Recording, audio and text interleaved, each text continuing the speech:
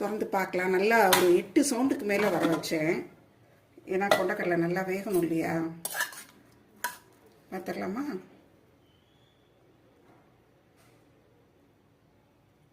நல்லா வெந்துருச்சு. இந்த இதை தண்ணியை நல்லா வடிச்சிட்டு இப்போ தாளிச்சிடலாம். இப்போ தாளிக்கிறதுக்கு வந்து கடுகு உளுந்தம் பருப்பு, 2 மிளகாய் வத்தல் கிள்ளி வச்சுருக்கேன் சுண்டலுக்கு, கருவேப்பிலை, தேங்காய் பூ, பெருங்காயம், உப்பு.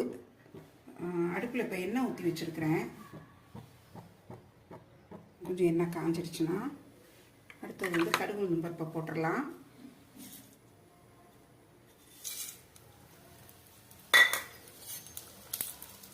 கடுகு உளுந்தம் பருப்பு வெடிக்கிறப்பவே அந்த மிளகாயும் சிவந்துடும்.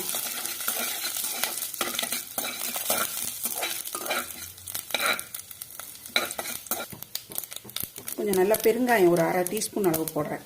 ஏன்னா இது நல்லா ஜீரணம் ஆகணும்.